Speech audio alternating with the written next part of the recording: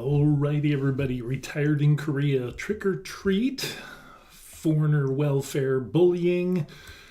Brian D. Allgood Army Community Hospital and fake news here in Korea. That's what we're going to be talking about today. Okay, my name is Steve. I'm the retired hobby tech guy.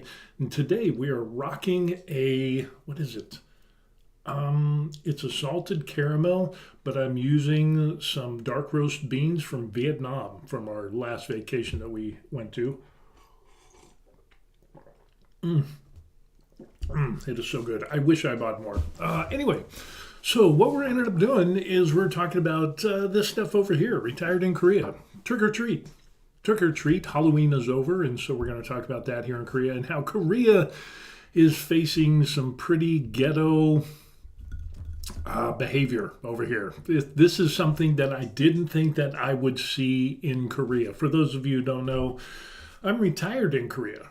We've been here just over 3 years. The wife and I, we sold everything, the house, car, guns, ammo, everything in the kitchen junk drawer, threw stuff in a couple of suitcases, and boom, we ended up here. We're here for quite some time. And when you retire overseas, you will notice there are some things different from your home country than the country that you retire to.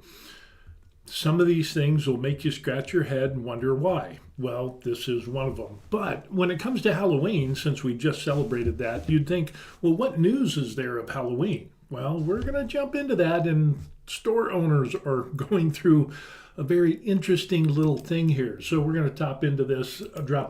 Owners left distressed after Halloween due to wear and return tactics. I told you it was a little ghetto. So it ends up, this is a shot of Itaewon. They had a big Halloween celebration there.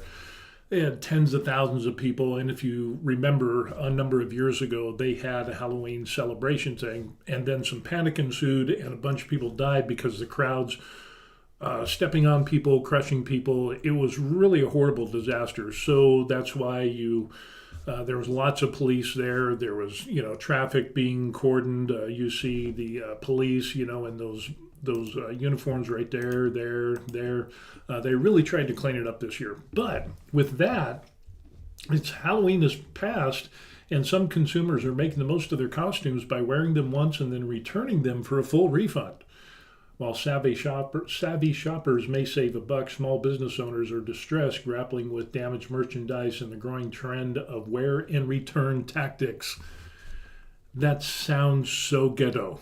All I'm saying is, come on, Korea, you could do better. Don't do that. Don't be like some places in the United States. Various online communities saw a wave of posts from people who shared, "I saved money by returning my Halloween costume right after I wore it." And it ends up, they explain that the costumes are typically worn only for a day. It's difficult to wear them again. Keeping them for an entire year is awkward.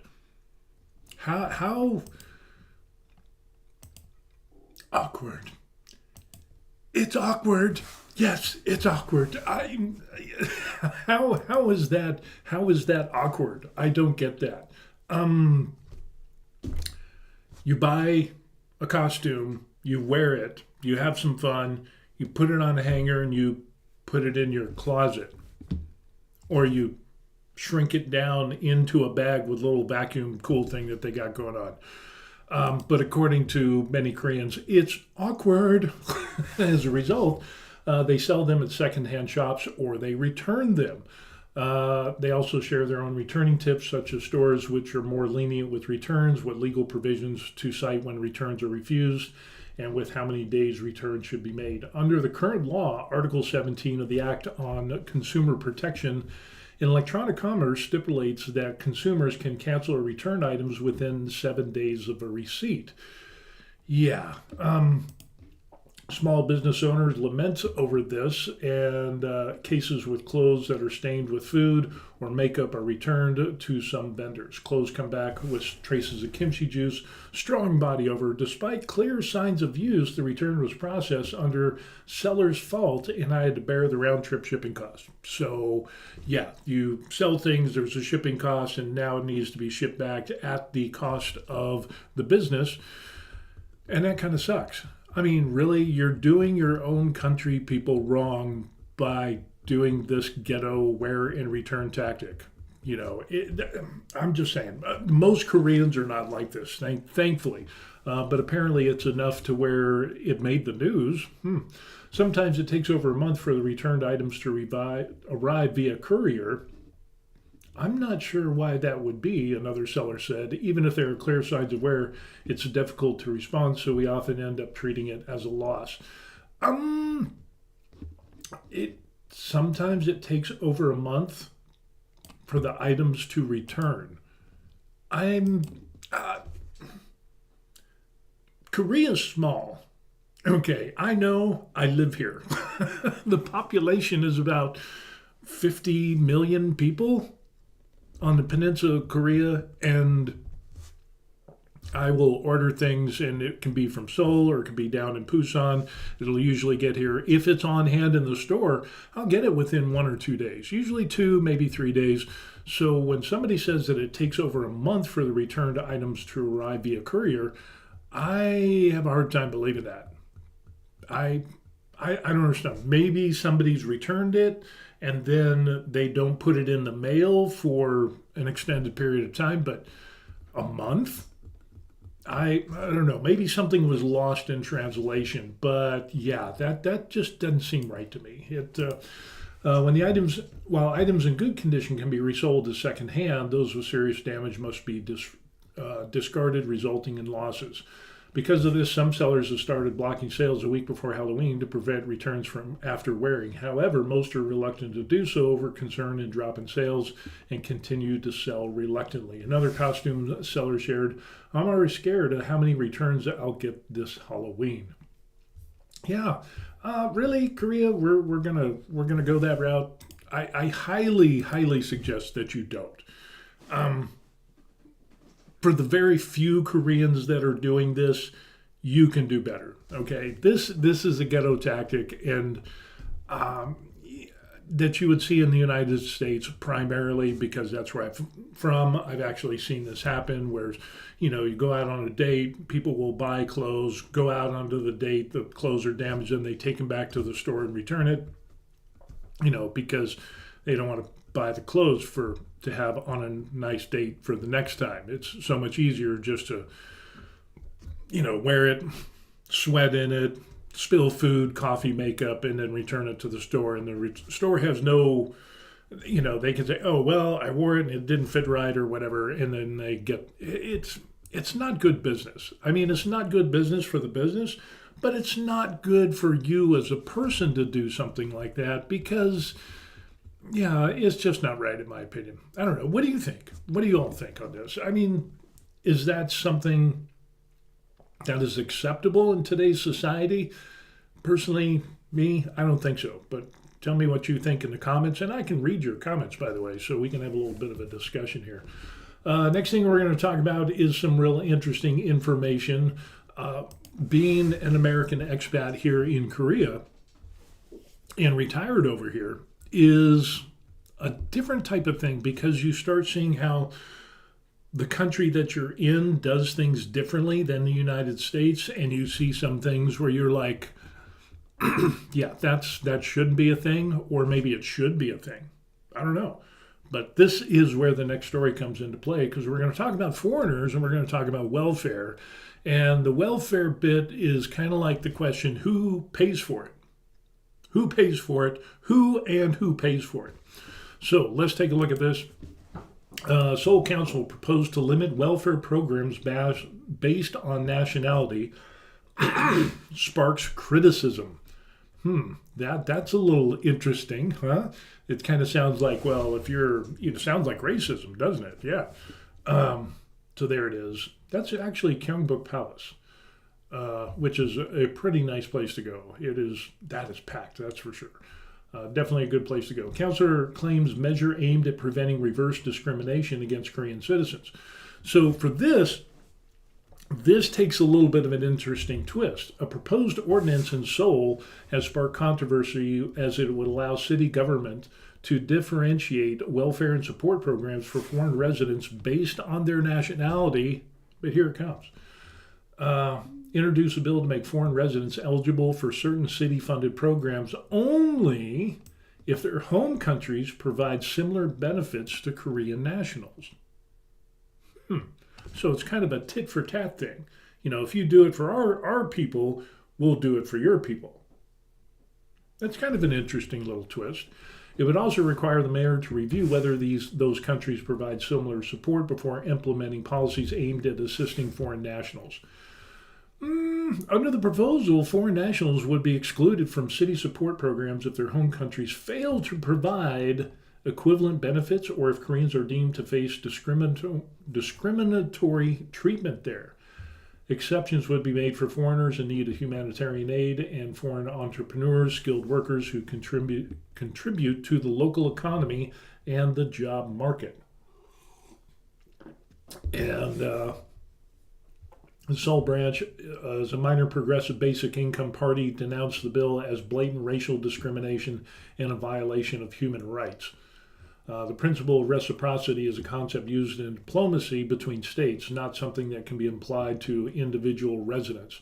The party said in a statement, as public officials representing the citizens of Seoul, the proposers should withdraw this ordinance immediately if they have any sense of conscience. So apparently some people don't like this thing going on. Critics have also questioned the bill's feasibility, noting that as a local body may lack authority to assess the welfare systems of foreign central governments, and added that such an initiative would run counter to the city government's efforts to globalize the city. As of 2024, about 440,000 foreign residents were living in Seoul, accounting for 4.7% of the city's population. In response to the criticism, Shim dismissed claims that the bill is discriminatory, saying it aims to enhance transparency and fairness in welfare programs, apparently between nations. It's kind of an interesting little thing. It's to promote fairness and prevent reverse discrimination against Korean citizens. As more foreign residents settle in the city, establishing clear and transparent rules will ultimately help Seoul become a more globalized city. This is kind of an interesting thing because it's kind of like, well, globalization, is that something that we should be doing? And when we're talking about welfare, I mean, excuse me, countries have the ability to pick and choose who they allow into their country. And if you allow people into your country that can't support themselves, that's going to be a drain on the taxpayers of that country, United States, Korea, whoever it is. That is going to be a drain on taxpayers. So what do? Now there's a bunch of Korean citizens that are like, hey, wait a second. Why are we giving welfare to people who are foreigners that came into the country that can't support themselves? Maybe they should be deported. That kind of makes sense, because other countries do the same thing to Korean citizens. If they can't support themselves, then they're not allowed into the country. So again, this tit for tat thing, you have to have rules and standards because you don't want foreigners, whether you're in Korea, the United States, or other countries, to be a drain on your government or the tax base. That's just kind of a thing that has been around for quite some time. But now we're getting these more progressive ideas. And that is going to be an interesting little thing to see how this comes up. Skula pops up and says, having lived in 7 different countries and different customs, I no longer know if I'm capable of knowing what the average acceptable behavior is. It's hard sometimes, isn't it? I mean, I figure just be a good person. Just be a good person, And I have no problems with standards of allowing foreigners into a country. You got to have standards. You have to say, you don't want the criminals, you don't want the dregs of society. In the United States, we experienced this a lot, especially when Cuba opened up its prisons and just basically kicked out a bunch of inmates and prisoners and criminals into the United States and Florida. And then there are other countries that have dumped their undesirables, to put it kind of nicely, onto other countries, and those countries accept those people without any background checks, and then lo and behold, crime rates boom, blow up.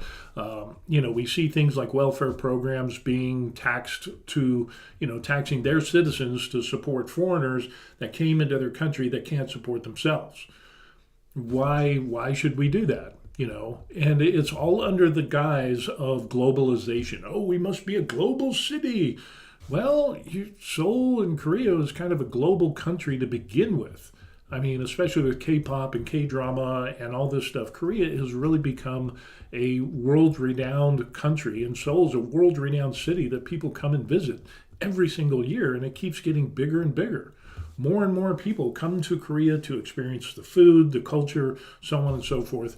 So I don't understand why this push for globalization is something that we really need to be concerned about. Why do we need to be globalized in the first place? Because with globalization and under the definitions that progressives use, it really opens up. And when you look at the Barney basics, is this going to cost taxpayers more, or is it going to cost taxpayers less, or is it just going to remain the same?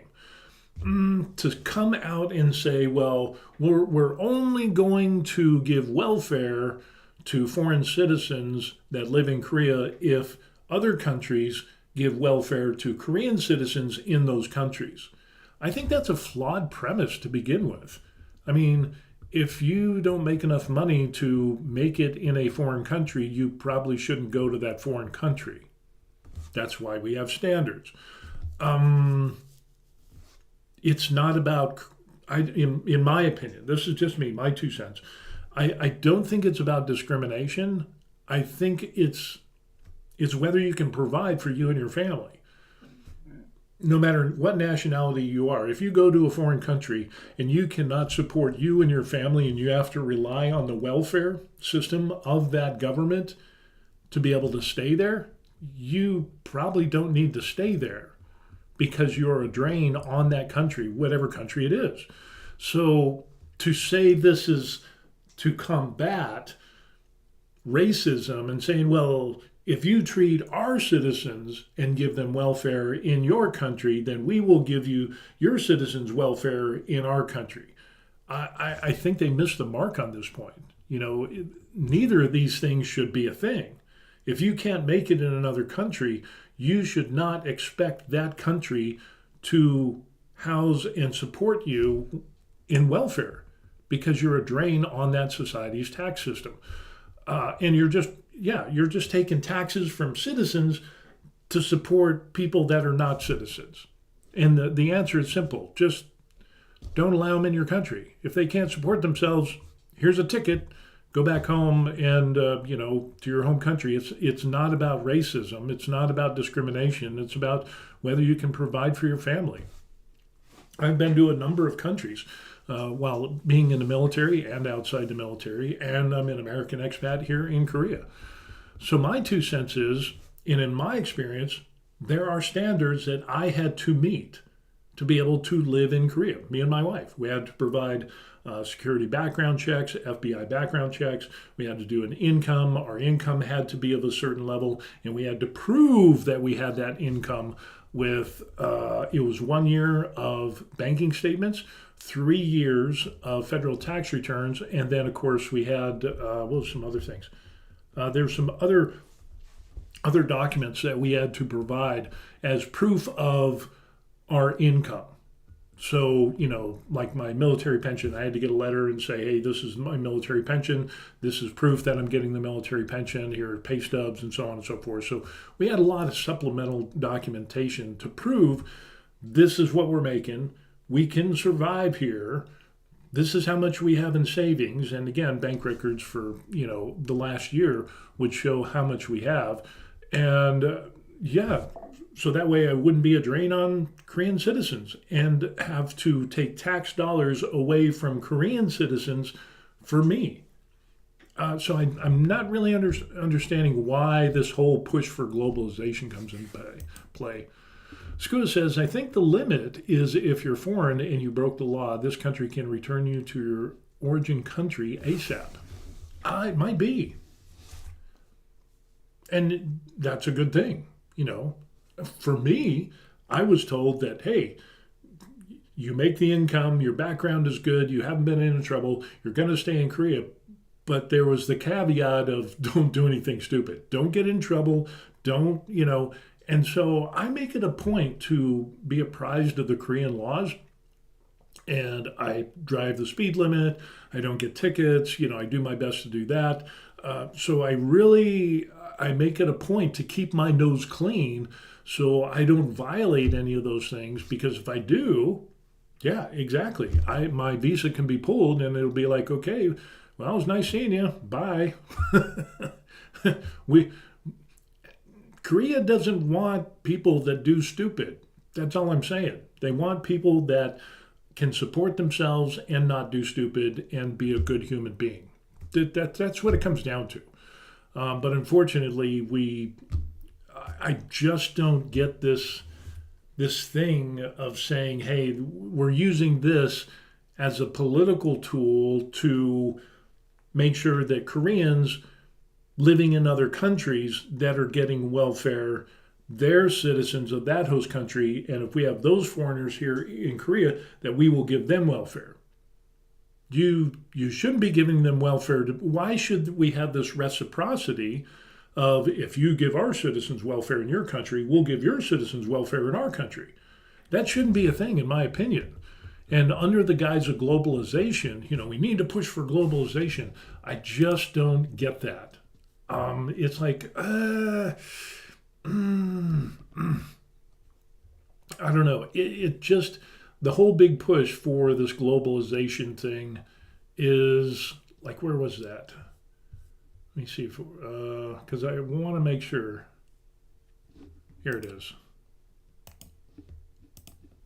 As more foreign residents settle in the city, establishing clear and transparent rules will ultimately help Seoul become a more globalized city.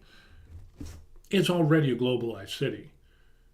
You don't have to give welfare to attract foreigners to become a globalized city. That doesn't make sense to me. I don't know. What do you think? Put it in the comment section down below. Let me know, because personally, I don't. Seoul's going to be a global city regardless of whether you give welfare to foreigners or not. And I don't see the benefit of giving welfare to foreigners who can't support themselves.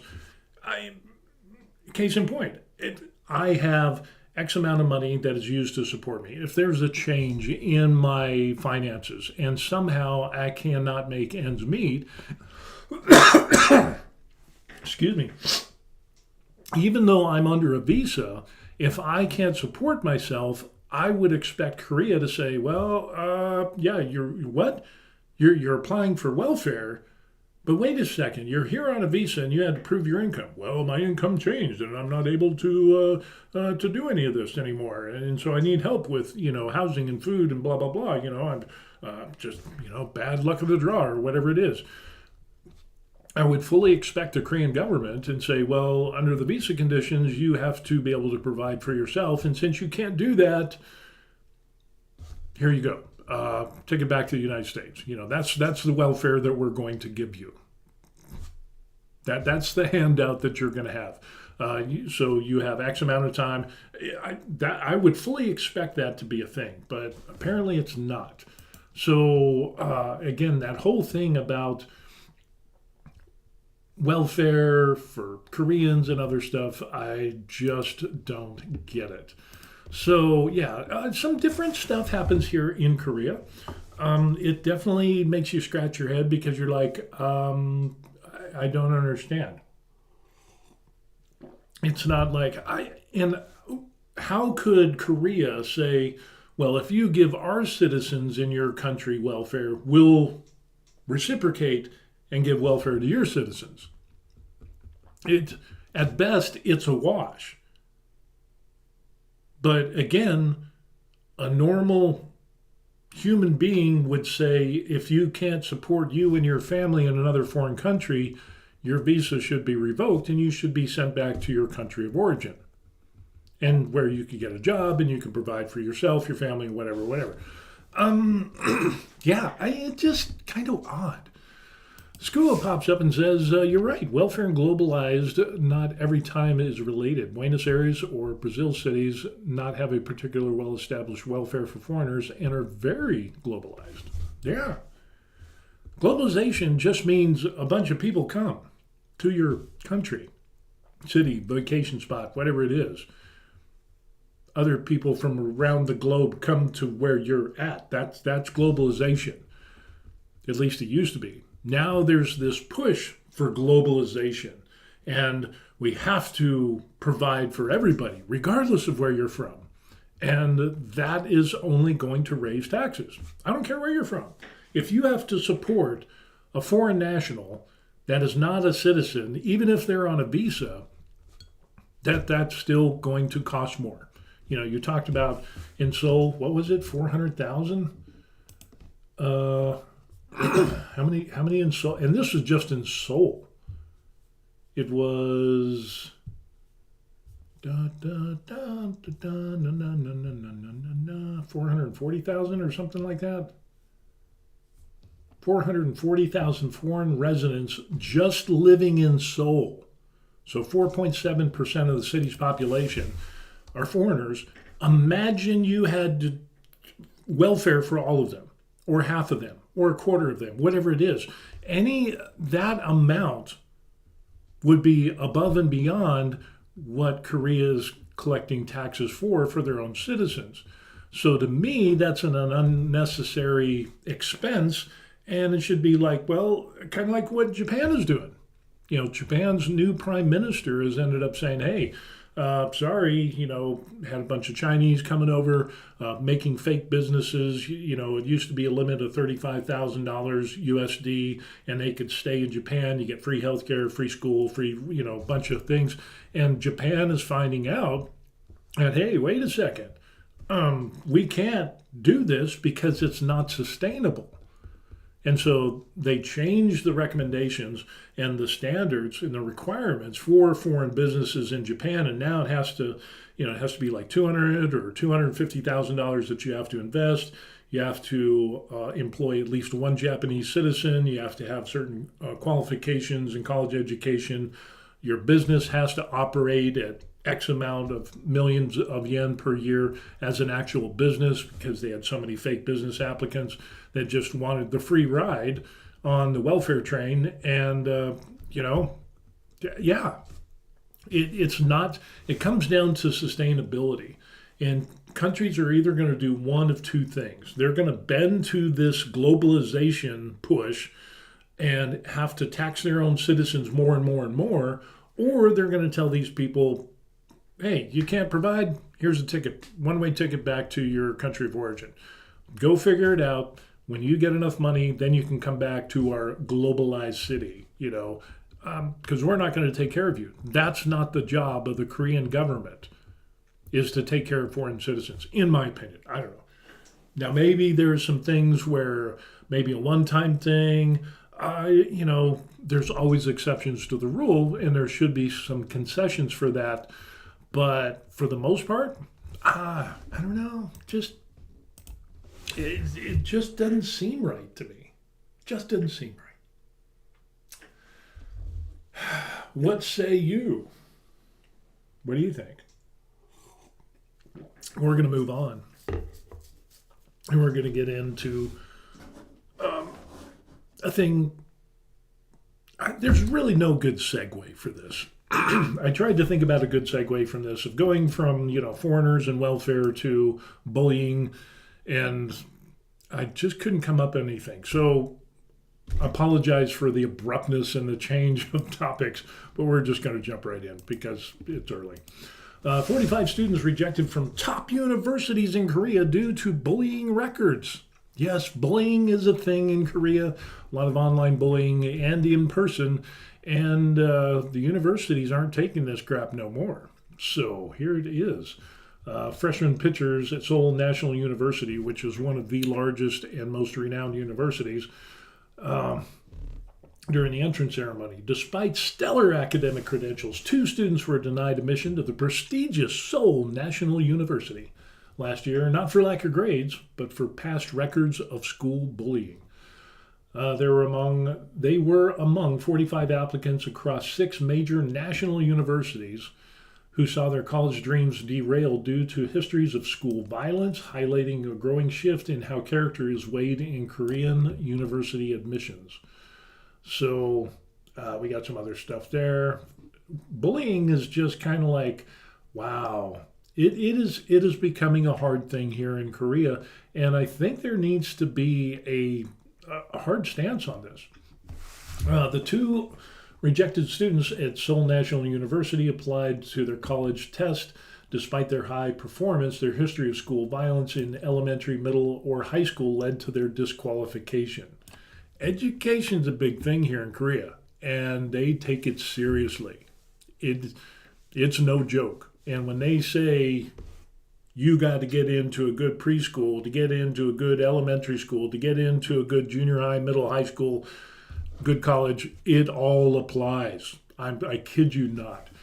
SNU deducted up to 2 points from CSAT scores of applicants who had received disciplinary actions of school transfers or expulsion. In Korea, students apply for university through 2 main tracks: early admissions, which considers school records and interviews, and regular admissions, which relies on the score for the CSAT. Pusan National University, 8 students, 6 from early admission cycle and 2 from the regular, were rejected due to school violence. Kangwon National University, I think that's up in Chuncheon. That's where I taught conversational English, if I'm not mistaken. Up in Chuncheon, where Camp Page used to be, I used to teach conversational English there. Saw 5 early admission rejections, while Jeonbuk National University had 5 cases in total. The Gyeongsan National University had 3 early admission rejections. Gyeongpuk National University rejected 22 applicants, the highest number among national universities.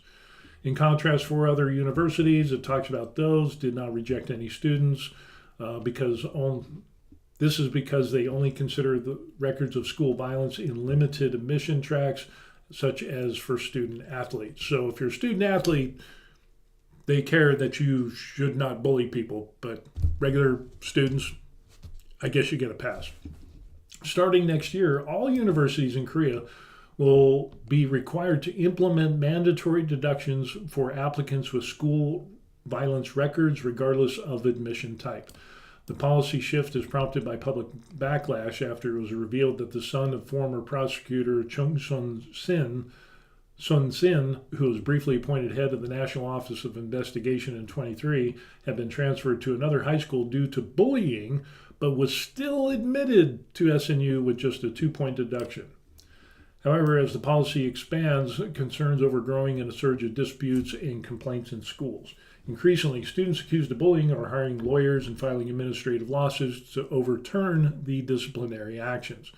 Critics warn that the resulting legal battles, often encouraged by law firms, are turning school violence cases into profit-driven lawsuits and fueling a cycle that is damaging classroom environments. Bullying people don't like it. I don't care what country you're in, bullying is not right, and here in Korea it isn't, but it's starting to look like some places in the United States where it's like you can sue for anything. You know, if you commit school violence, then it's like, oh, I didn't get into college, so I'm going to file a lawsuit. You're filing a lawsuit because you bullied and you have a problem with violence and you can't keep your temper in check, and you assaulted teachers or other students or both. And so why would a university, why would a college want to have somebody like that in their school that could probably most likely do that again and bring shame upon the university, and hence another lawsuit against the university? But no, we have the criminals, the people who committed these actions in bullying. Now they're suing because they were disciplined. There's consequences for your actions. I thought that would be a global thing, a realization around the world. Well, here's your actions. If you do good things, yeah, you're a good, decent person. If you do bad things, you should expect to be punished and disciplined. But now people are like, oh, they flip the card around, they play the victim. Oh, I can't get into a good university because they won't let me in. Well, why didn't they let you in? Oh, because, I'm still growing. It's not my fault. Everybody else is at fault except for they play the victim. Everybody else is at fault. Oh, I'm still growing. Oh, my prefrontal lobe isn't fully developed. We've seen that in the United States as defense for crimes. Oh, I'm young. I didn't know what I was doing. Yeah, you planned the crime. You did this, that, and the other. And yeah, your prefrontal cortex has developed enough to you know the difference. I am very surprised that this is a thing here in Korea, and I'm a little disappointed. Matter of fact, it's like bullying is and bullying amongst students or people, celebrities have been caught doing, bullying different people and fans and so on and so forth. And it's gotten some harsh punishments. But that is changing a little bit. It's turning. The card is being flipped over, and we're seeing things that we have never seen here in Korea before that we've seen in other countries, unfortunately. And I'm dismayed at that. I don't think that should be a thing. What do you think? I mean, can we all agree that bullying is wrong? Yeah, I think we can. Of course, these days it's you don't know. Maybe, oh well, he acted out, and there's too much stress in the education system in Korea, and blah blah blah blah blah. And it's like now we're getting to situational ethics. Well, it's wrong, but it's acceptable if these certain situations arise. I'm sorry, that's not how it goes, because now you're giving people an out to do bad things under the guise of, oh, well, here's the reason why. Justice should be fair and balanced. The problem is a lot of times it's not. And case in point, if you go to the United States, born and raised in the United States. I love the United States. I'm still a citizen of the United States. I support the rights of citizens. I love our country, not necessarily, the government as a whole, but, it's the best thing that we've got going for us right now. So with that being said, you see things where certain groups of people will get punished more harshly than other groups of people who committed the exact same crime. And that's whether it deals with nationality, whether it deals with race, or it deals with somebody's sex. You can have two different people, a male and a female, will commit the exact same crime, but they will not get the same punishment. Usually men get a harsher punishment than women, even though it's the exact same crime. Justice should be equal, in my opinion. That's just my opinion. But when you start saying, hey, well, there's some things that you can do that we will lessen the punishment, or maybe it's nepotism, nepotism is wrong, because people that have rich and famous parents, or parents that are tied to universities or government, and they commit a crime and then they get, oh, he just got probation, and then somebody else who did drunk driving and killed somebody, they get 8 to 12 years. Well, why isn't it the same? Oh, well, he's a pillar of the society, and his upbringing, in a rich, socialite family was hard. Seriously, really, that shouldn't come into play. You do the crime, you do the time, and the time should be the same. That's the way it should be, in my opinion. I don't know. Anyway, just so many strange things that we got going on in the world. And some of these things that, 10, 15 years ago, 20 years ago, I would never think that we would have to talk about these things, that these things would be a thing, but they are.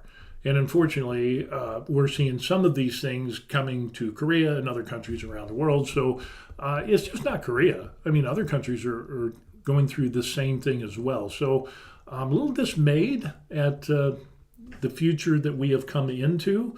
And I'm hoping that people will realize, hey, we need to go back to the old ways. Yeah, the ways that worked. And instead of giving everybody a pass for doing crimes. Skua says, equity is a melon you don't want to cut in this time in the Western world. It's all about equality, but is it really? It seems like equality has become a weapon to not really be equal anymore. Yeah, I just don't get it. Here's some other things that I don't get. This is going to be the segues. Tell me if this is a little bit better. Here's some other things that I don't get, and that's the hospitals.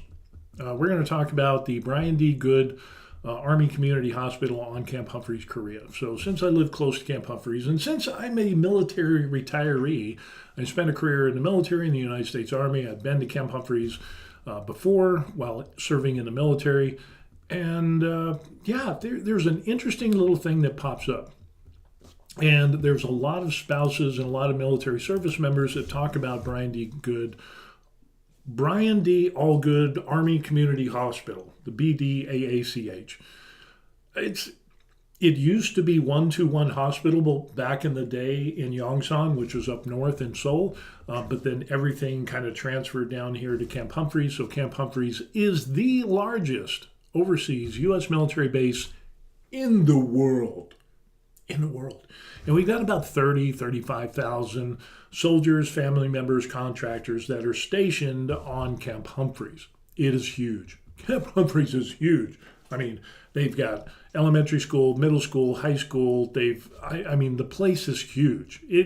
They bought land and expanded. You know, when they moved everything from Seoul down here to Camp Humphreys, a lot of military bases closed up near the border. And there was a great restructuring. But with that, 121 Hospital always seemed to have problems because it was never had enough staffing to support all of the people that it was supposed to. And we're seeing the same thing here in Camp Humphreys, unfortunately, because now it's not 121 Hospital, it's Brian D. Allgood Army Community Hospital.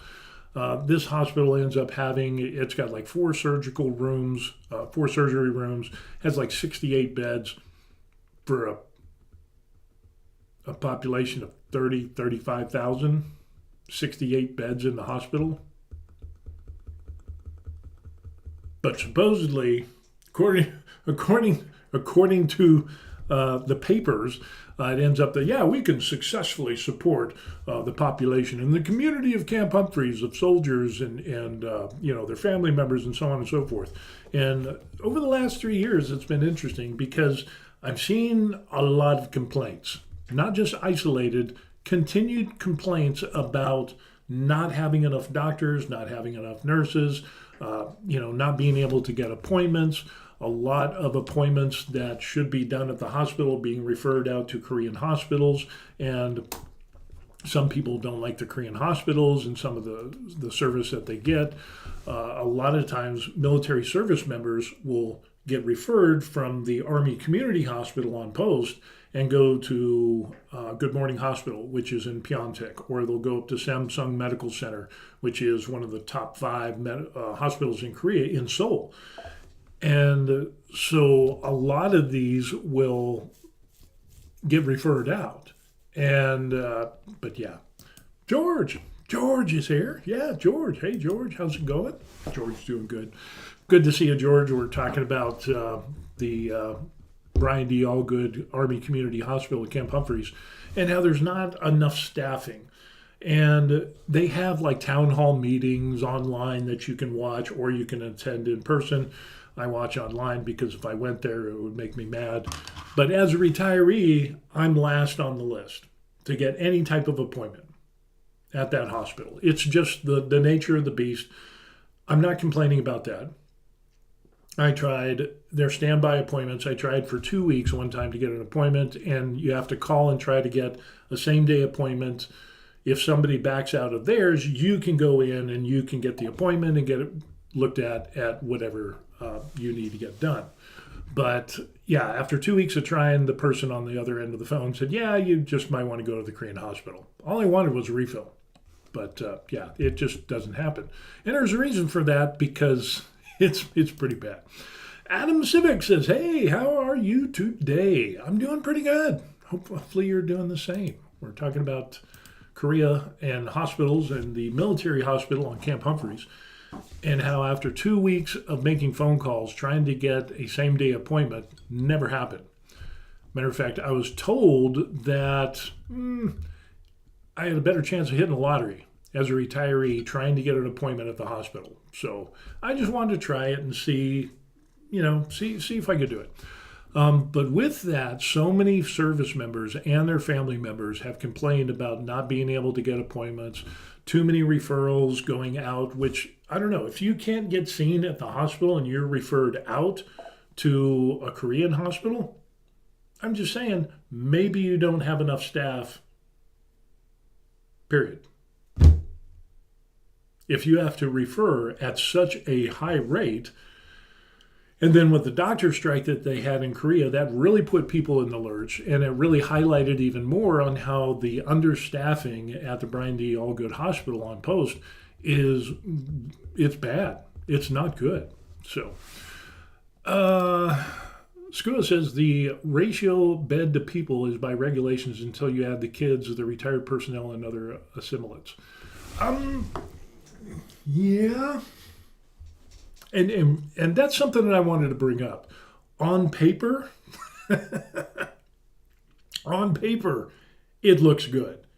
And matter of fact, on one of the town hall meetings for the hospital, the guy in charge, I think he was a major, maybe a lieutenant. I think he was a major. I'm not sure. Bald guy. He was saying, yeah, well, on paper, we're able to provide blah, blah, blah, blah, blah. And it's like he let that slip. On paper, we have enough staff. But in reality, we don't. That doesn't take into account staff, doctors, nurses. I think there's like 1,000 staff altogether, including doctors and nurses and administration and so on and so forth, somewhere around 1,000, maybe 1,200. But those people, you have military schooling. It doesn't count any of the military stuff that they have to do, which is going to detract from their medical duties. Okay? You have vacations, you have leave, you have times where people need to go on permissive TDY from doctors and staff that need to go out of country or other places because of exercises, and that is putting the hospital in alerts because you're not able to see as many patients as you did before because people are gone. So on paper it looks good, but in reality, from what I've seen on the complaints online, it is very bad. It is very bad, and we're going to talk about that. Adam Civic says, I myself waited 9 months for an appointment, ultrasound scan here in the UK. Ooh, holy crow. 9 months? Whew. We had the doctor strike here in Korea, and one of my wife's family members had a tumor. And there was the same thing. It was during the strike, and they're like, yeah, you're going to have to wait 6 months and to get the ultrasound, it was the biopsy. To get a biopsy and then to get it read, it was going to be like 6 to 9 months. And it's like, hello, you're worried about cancer because cancer's in the family or whatever. And then it's like, wait a second. Yeah, 6 months, that's not a good thing. So my wife recommended that this family member go to other hospitals and find and get somebody who could do a biopsy. And because, you don't want to wait 6 months if you think you have cancer, and then 6 months later, the cancer's gotten even worse. Yeah. So they went and found another hospital. Thankfully, they were able to find somebody who could do the biopsy, read the results, get the tests and all that. And it turned out everything was okay, and it was benign, and they had to remove it through surgery. But still, that was rough. 9 months. Holy crow. Tayri D, welcome to the show. So you're not really retired in Korea. You depend on the U.S. No, I am retired in Korea. I have a visa. I don't know. Maybe I should have made this clear, and that's my fault. I apologize. I'm retired in Korea. I don't work. My wife doesn't work. We are retired, and the majority of, well, all of my medical is done in Korean hospitals. So whether I go to Good Morning Hospital in Pyeongtaek or I go to Samsung Medical Center, for which you can look back in my videos where I've had to gone up there for some really serious things, that's where I go. Trying to go to the Brian D. Allgood Army Community Hospital as a veteran, I do have that benefit, but as I said, it ends up that I am last on the list to be seen. So in other words, I can call and try to request an appointment, but it's only if there's cancellations, but they're so understaffed that, like I said, for 2 weeks I tried just to get some prescriptions refilled, and they were like, nah, you have a better chance of winning the lottery. So with that, because that was new when we first got to Korea, we had retired here, I wanted to see, what was the possibility of getting refills. So now, and I should have made this clear to you, I'm sorry. Now I go to the Korean hospital, I see the doc, I get my refills, and boom, I'm good to go. Now I should note that as a retiree, I get some of my medications filled at the Brian D. Allgood Community Hospital. Those prescriptions are free. But even if, let's say, the hospital went away, or they changed the rules and they said, retirees, you can't get your medications for free anymore, or you can't get medications, period, at the Army Community Hospital, I wouldn't have a problem with that because I can get them filled off post, I could file claims, and it's not a big deal. So hopefully I cleared that up. But I am retired in Korea. I don't depend on the U.S. No, I have enough money to, if the military left Korea, I would still be here in Korea. It's that simple. So I don't depend. So hopefully I made that clear. Skua says, you're staffed in paper, but the people not are there all the time. You're right. Yeah. So the doctors and the nurses, you're staffed at a certain level, so supposedly you could treat 35,000 people of the community, but really, I have a hard time believing that. George says, with the limits they place on the amount of doctors in Korea, what happens if crap hits the fan? That's a good point. Good point. Terry says, good for you, thanks. Yeah, I'm glad. I'm sorry I made that a little nebulous. But yeah, what happens when the crap hits the oscillating thing? Skua says, if the crap hits the fan, your last problem is an appointment at the base hospital to use roll one and use roll one for war times. Yeah, if there is a mass casualty event, the hospital is going to be swamped. And there's already contingency plans for local Korean hospitals to step in and help with those things. So that kind of begs the question, are you really staffed to where you need to be? I mean, as it is, just as a normal hospital supporting just the military soldiers, their family members, there's not enough doctors, not enough nurses, there's not enough appointments, and the doctors' days are filled with seeing patients, and the majority of their day is seeing patients. And they've reduced the amount of time that a doctor can see a patient, and I think it's down to like 10 minutes now. It used to be longer, but now it's getting less and less and less, and it's been more progressive reduction over time in the last 3 years. So yeah, that's a problem.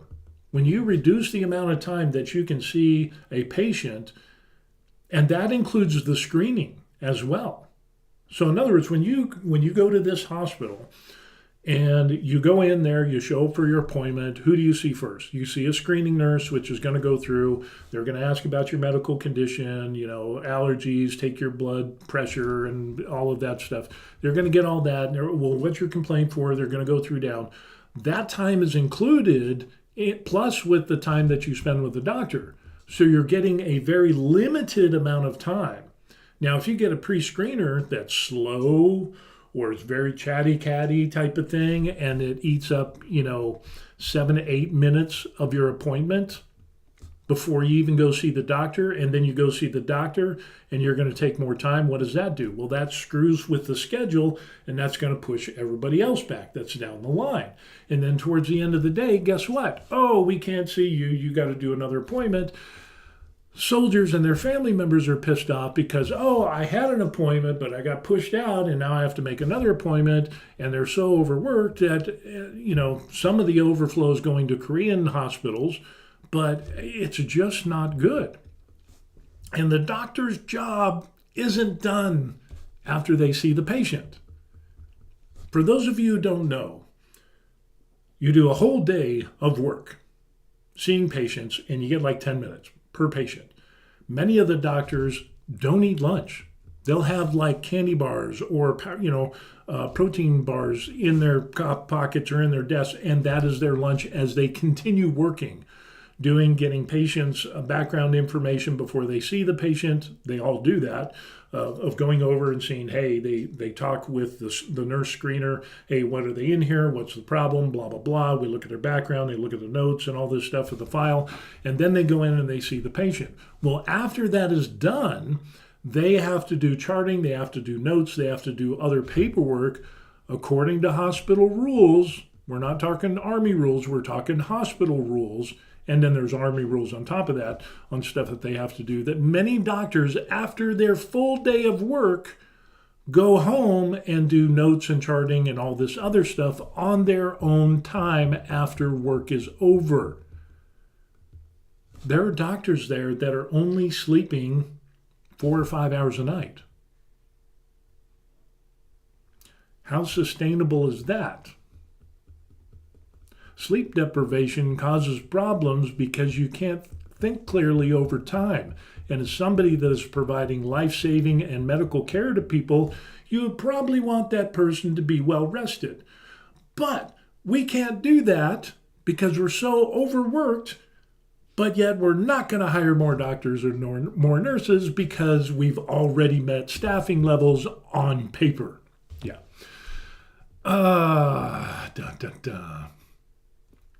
Adam says, they constantly put you on a waiting list, always, like myself. Yep, they do. And that's why I don't even try to get appointments at the on-post hospital. It's just not something I do. I've relegated myself to, I will never get an appointment there.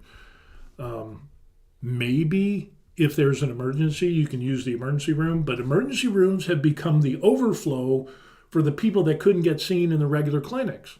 So you get people with, their kids got fevers, they're coughing and this and that and other things that aren't emergencies, but it's the only recourse that these people have to get seen, get their family members seen medically, is by going to the emergency room. So that becomes the overflow. Well, then it ends up, the big thing is access to care. And so what do? Let's not hire more people. Let's open another clinic. And it's like, who's going to staff the clinic? We're already overworked, but it's all under the catchphrase access to care. That's the big thing. That's the big thing these days is access. We're giving access to care, but we don't have the staff to give you the care that you need, but you can access it. It's absolutely crazy. Terry D says, whose fault is that? I would think it's a hospital's fault. I would think that it was the leaders above in the ivory towers that have decided saying, hey, this is what we have. This is the staff that we need to have to check the minimal standards to say that, yeah, we can support this community, but there's tons of people that aren't getting seen.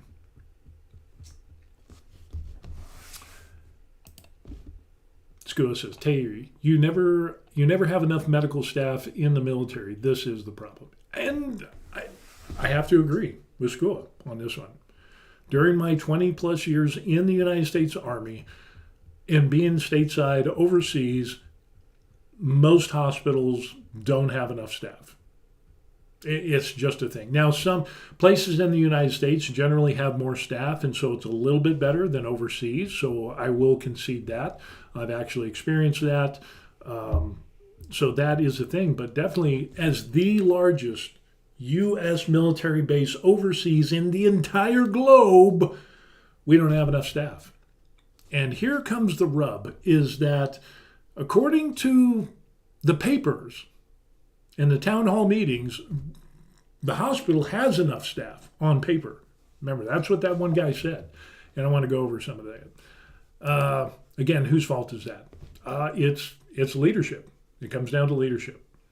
And, you claim to take care of soldiers and their families, but you're not.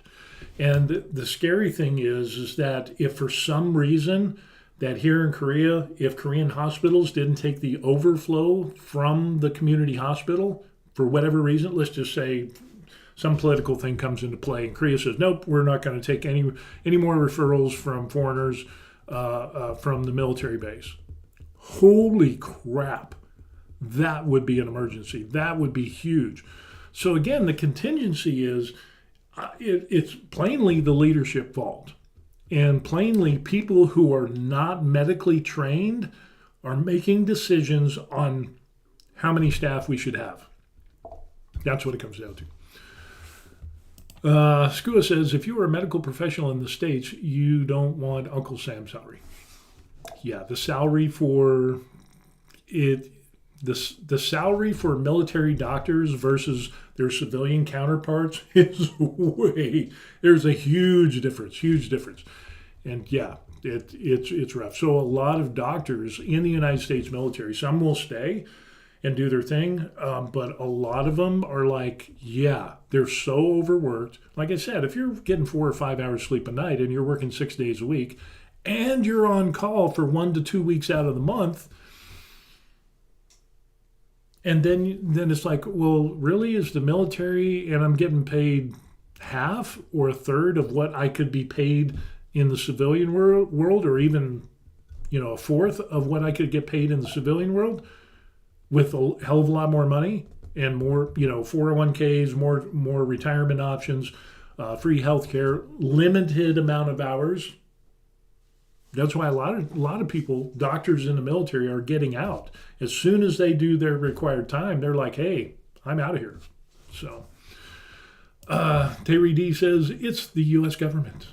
Yeah, that falls under that.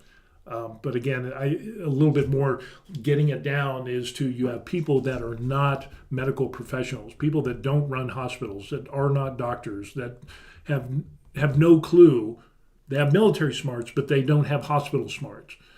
And so that's why, I think that's a big reason why a lot of the military hospitals suffer. John Hutchinson, hey, welcome to the show. Says, with all the problems with medical over there, do you still plan on staying there? Yeah. I mean, I don't go to the military hospital on post. I use the Korean hospital system, and that has been very sufficient for us. I complain about having to go get refills every 30 days. But other than that, the rest of the care that we receive is really, really good. But the military hospital, not so much. And it's problematic. So yeah, like I said, John, is that for some strange reason, let's say the United States military leaves Korea and a hospital goes away on post or closes down or whatever it is, or they say, no, retirees can't have access to care on the military base hospital, I would still be retired here in Korea. It's not a big deal. And things are getting better. Why live anywhere else? Yeah, I don't want to go back to the United States. Too expensive. Housing has gone out of control. The increases in utilities and all of the property taxes and so on, it just keeps going up exponentially every single year. It's not sustainable. With that said, expenses go up here in Korea, but not at the same amount, the huge amounts that we see in the United States. So, for example, in our 3-bedroom, 2-car garage, oversized house on a golf course, our property tax, I think I took a look at it. It was 3-bedroom, 2-bath, 2-car garage, and 2 full baths, and a powder room. We had that in the United States and Colorado. The property tax is like almost $3,000. We have a 4-bedroom, 2-bath. We have underground parking here. We have security. We have maintenance and all that stuff. We have elevators. All of the 4-bedroom, 2-bath, 1,500, almost 1,600 square feet. It is a super nice apartment, and our property tax is like $300 a year. Whoop-de-doo, it goes up. 1 year it went up like 4,001, a few dollars. In the United States, my property tax for that 3-2 house that we had, which was really nice, would go up a minimum of $100 per year. And now you're looking at it that it's $3,000 for property tax a year, and it goes up $100 every year. You start doing the math, and it's like, can you afford it? You're being taxed to death. So, yeah, why live anywhere else? Yeah, for me, it's the expenses, and we were able to retire early here in Korea. Whereas in the United States, I would have to wait until, with our projections, it would be mid to late 60s. And even then, that would be doable. But if we didn't have our house paid off, holy crow, I'd have to work until I was almost 70. And even then,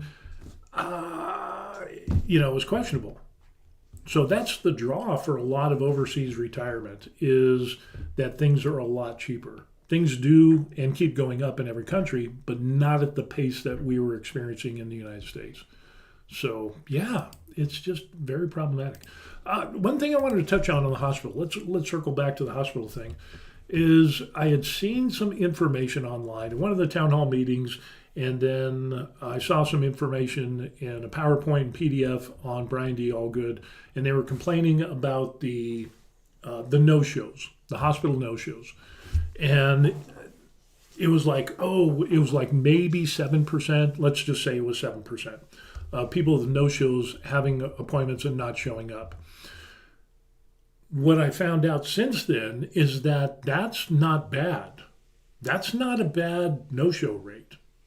And even then, some of the no-shows, those no-shows were considered because everything was backlogged, and like we said, if somebody takes too much time, it pushes everybody else's appointments back, and then the people on the tail end don't get seen. Those at times have been considered no-shows at the hospital. So that artificially boosts the no-shows at the hospital when really it isn't.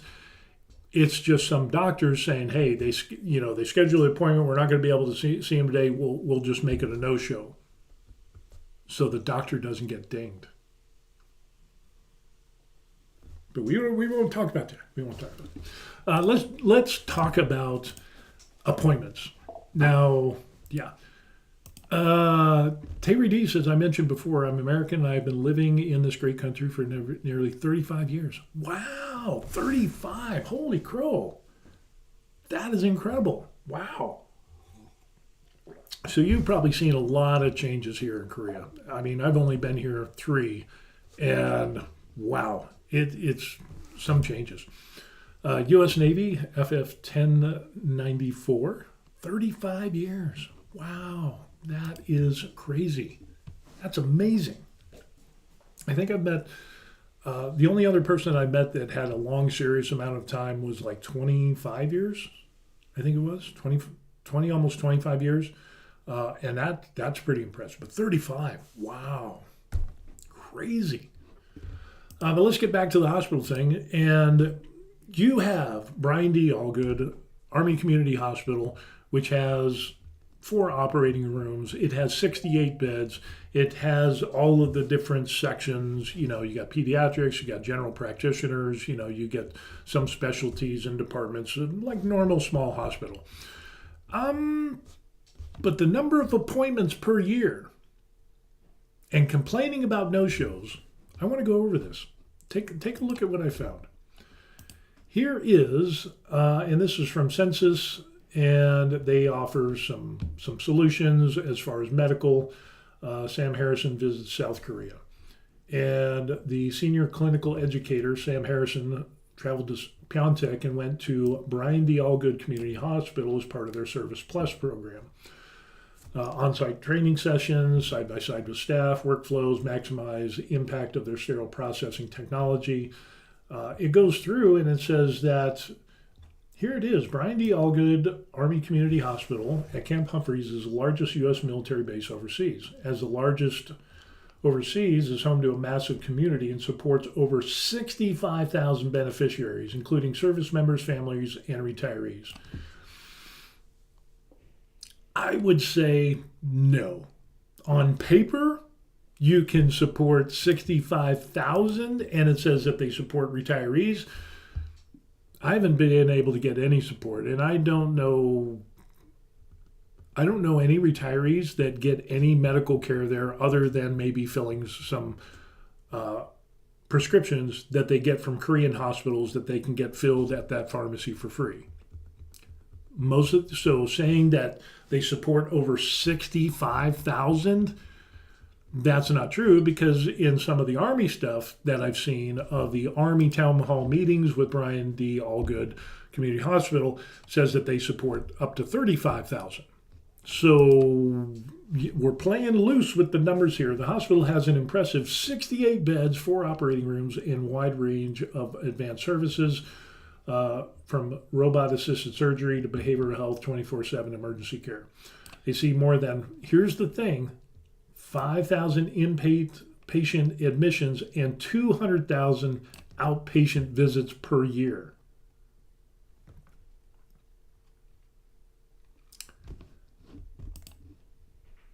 Let me show you. There it is, right there. 68 beds, 4 operating rooms, bunch of stuff, 24/7 emergency room. They see more than 5,000 inpatient admissions, again, those 68 beds, and 200,000 patient visits per year.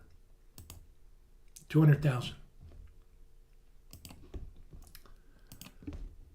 If we take 5,000 and we divide that by 365, you're going to have 13 admissions to inpatient per day if you spread it out over a year. That's not counting holidays, federal holidays, Korean holidays, all of that stuff. You're getting 13 admissions to inpatient per day. Okay, that doesn't sound bad. But what about the 200,000? We have 200,000 divided by 365. How many patients how many appointments do they have a day? Here it is. Boom. That right there. 547 per day.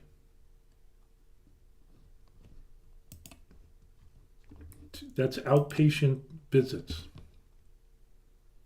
You're honestly telling me, and this, again, this doesn't take into account Korean holidays, federal holidays, deployments, doctors doing military Army things, which reduces the amount of staff. It doesn't count people going on vacation or leave. It doesn't count on people going on permissive TDY out of the country or even in country. Advanced training, things that, military things that doctors and nurses need to do. You're telling me you're going to see 547 appointments a day. I find that very hard to believe. But and then what was that? The 7%. So we got 200,000 times 7%. Cancellation is 14,000. We'll divide that by 365. That's 38. So 547 minus 38, because we got 7% of the people that aren't showing up to their appointments, whether the doctors classify it as being a no-show or the people just don't show. So that number is probably actually less.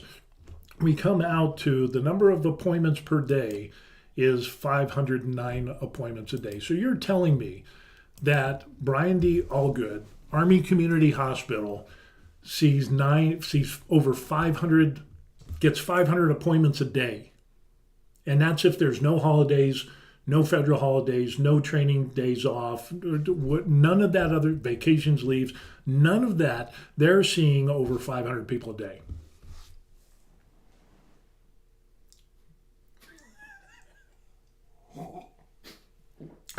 I don't know. I'm a little skeptical when it comes to that. I'm having a hard time believing we're getting 500 patients a day, appointments a day, outpatient visits each year. And this stat has been given, I've seen it on other websites and on military websites as well. 200,000 patients a year. Really? Really? If that's the case, then how come we have 35,000 here on Camp Humphreys that are getting referred out to Korean hospitals because they can't get appointments at the hospital there? Are those some of those appointments? Are those appointments that are being referred out to Korean hospitals, is that included in this 500 a day, over 500 appointments a day? Even if it is, I still find it very hard to believe. Let's say you have 100 people a day get referred out to a Korean hospital, which I highly doubt. 100 people a day. You're still talking over 400 people a day. Skua says, you have a better deal at the MASH campaign hospital.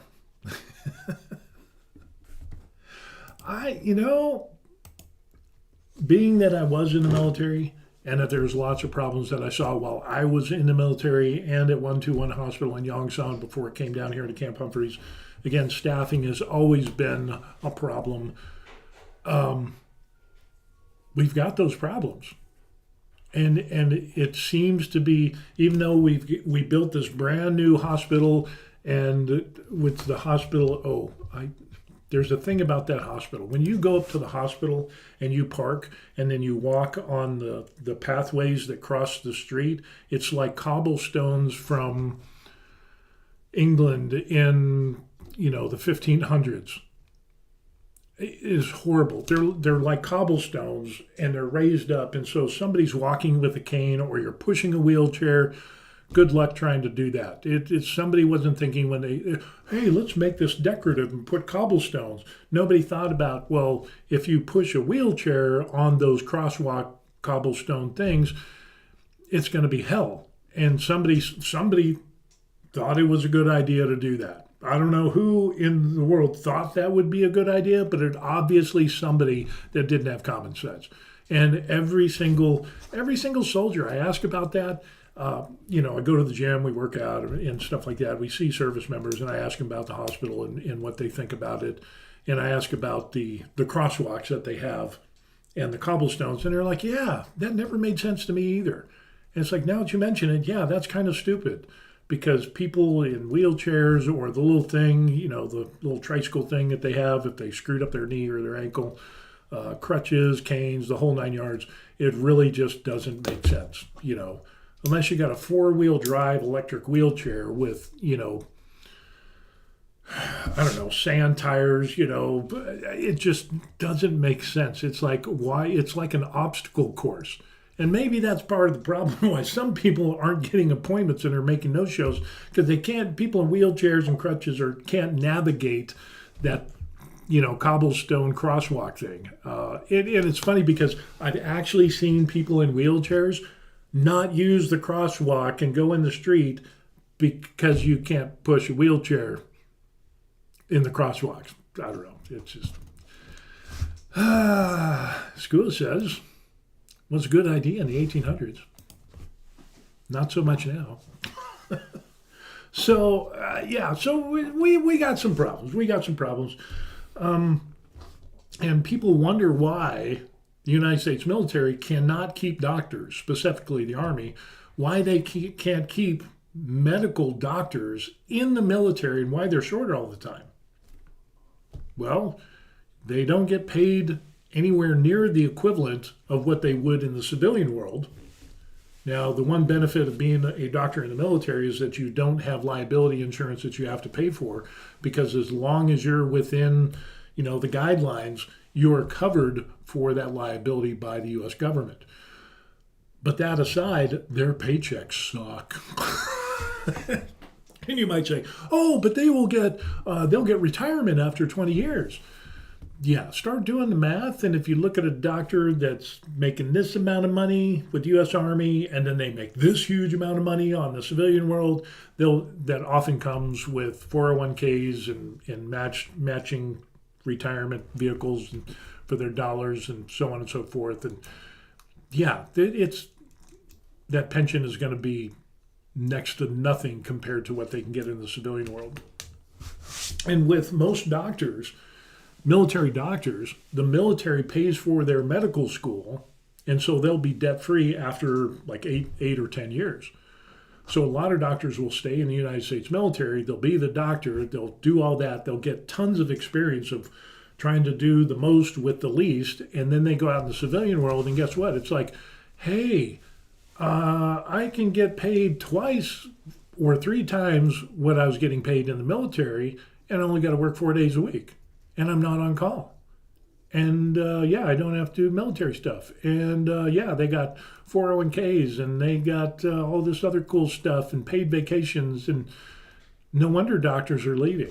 The other problem that they end up having in military hospitals is the process, at least for in the Army, the time that it takes to hire a civilian doctor is like 9 to 12 months.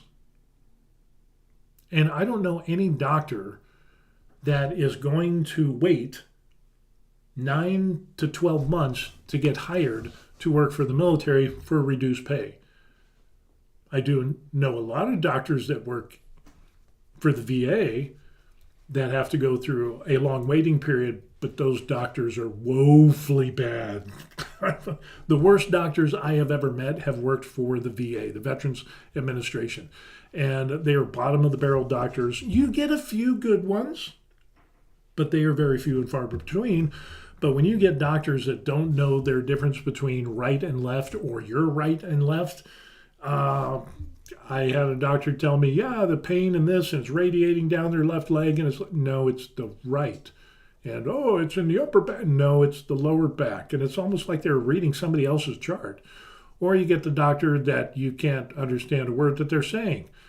And then, again, they don't, you need to take this medication. No, I cannot take that medication because I had a severe reaction and almost went crazy. Oh, but this is different. No, it's the same medication that I had an adverse reaction to. I've seen my share of bad doctors. Hopefully things get better over time. But the fact remains that staffing is terrible. There needs to be more staffing. And again, the whole point is if the shit hits the fan, that place, it's not going to be good. It is not going to be good. If you have a mass casualty situation that is taxing to both the military hospital and the local Korean hospitals, we just had the Korean hospitals that were on strike for over a year. We had over 10, maybe 15,000 resident doctors that quit work, and that pushed appointments back 6 to 8 months, sometimes even a year. So when the Army Community Hospital refers people to Korean hospitals, and then they're like, we can't see you for another 6 to 8 months and get this appointment, or we just can't see you at all. Now, what do soldiers and their family members do? They complain. I can't get seen at the Korean hospital. I can't get seen at the military hospital. What the hell? I'm leaving Korea and I'm going to go to the States and get seen.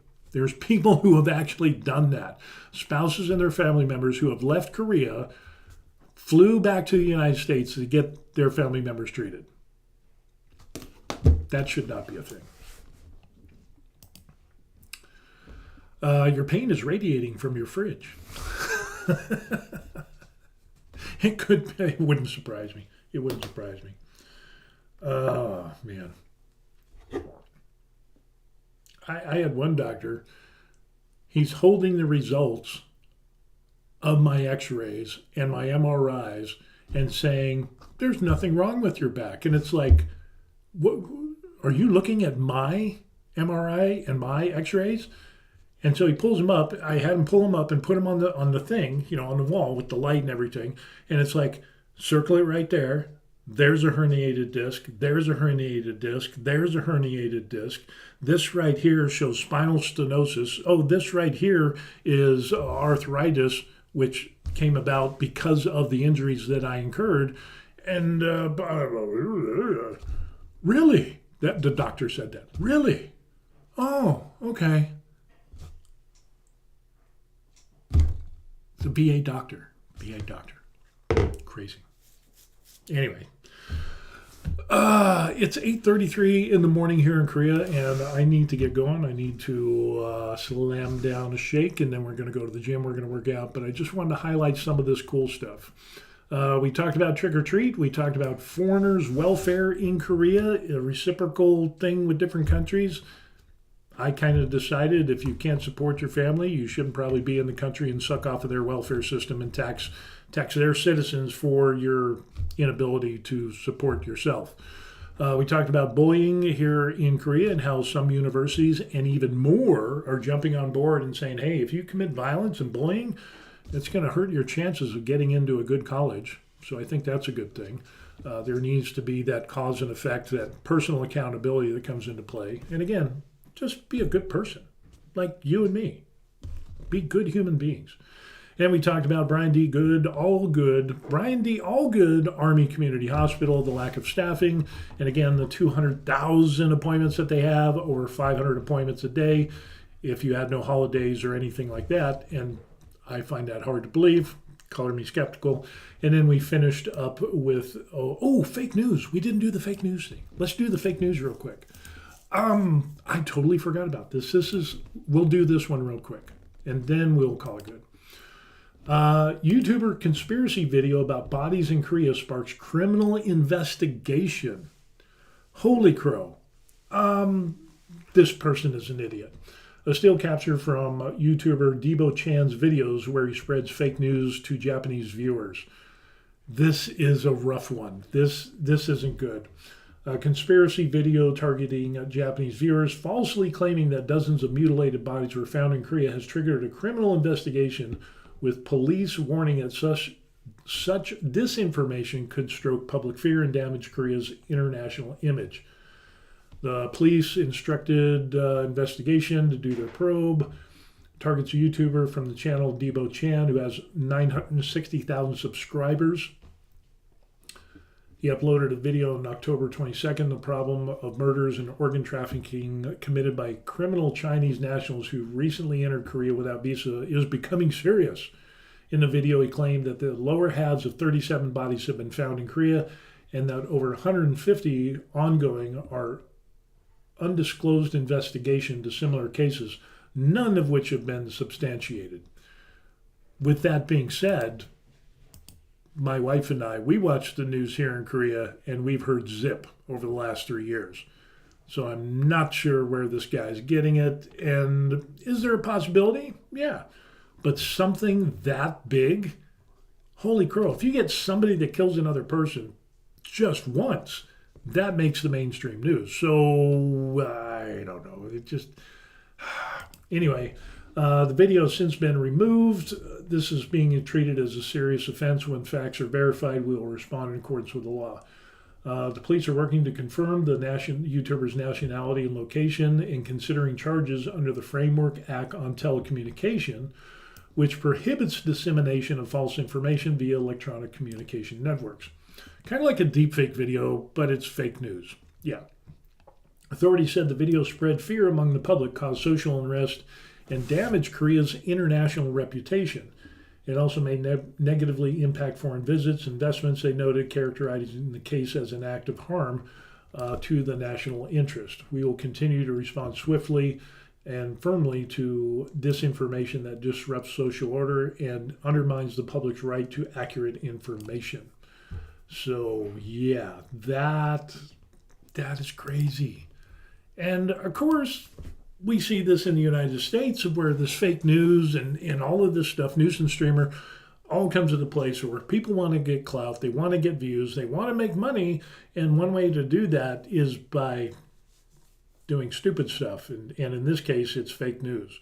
which I find really disheartening that this is happening in Korea. You know, it happens in other countries, but I'm just really disappointed that this is happening in Korea, that somebody would stoop so low to do something like this, to where it could have such ripples into tourism, business, government, the whole 9 yards. I mean, this could really have a bad effect for Korea if people listen to this. And the fact that he has almost 1 million subscribers just amazes me.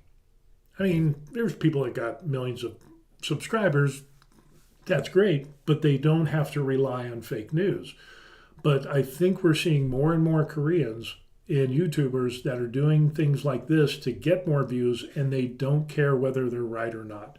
And so the pursuit of views and clicks and making money is more important than truth. And that's problematic. So I think we'll just end it with that. So anyway, that's what we got going on. So we had a pretty good little thing going on here. Interesting stuff. The best thing that you could do for me is to like and subscribe to the channel. Go ahead and give 2 thumbs up for this video. Put your comments in the comment section down below, whether you agree with me or not. I would love to see what you all think. But with that, if you want to contact me, you can do so by emailing me. I answer every single email, whether you just say hi or whether it's about overseas retirement or some of the hobby stuff that I do. I always answer my emails. It ends up, if you want to buy me a coffee, these cool people did. Don't feel that you have to, because again, the very best thing that you could do is to like and subscribe to the channel. I've got just over 51,100 and some odd subscribers, and we hit over 306,650 some odd views. Just kind of a hobby thing that I do, and yeah, it's just kind of get to hang out and talk with people, show people what goes on being retired here in Korea, and some just different viewpoints on stuff. So with that, we're going to go ahead and people like Terry, Skua, John Hutchins, and Adam, George, let's see, yeah, all of these people and whoever else is watching. Thank you. I appreciate you watching the channel, and any support is going to go right back into the channel in some way, shape, or form. So anyway, like I said, I got to get going. I got to hit chest and back today. That's going to be the workout, and I think we're going to go, I don't know, we might go on a short little day trip today too, because of the fall weather is so nice. So with that, we will let you all go, and we'll see you on the next video. Peace. Good stuff. Good stuff.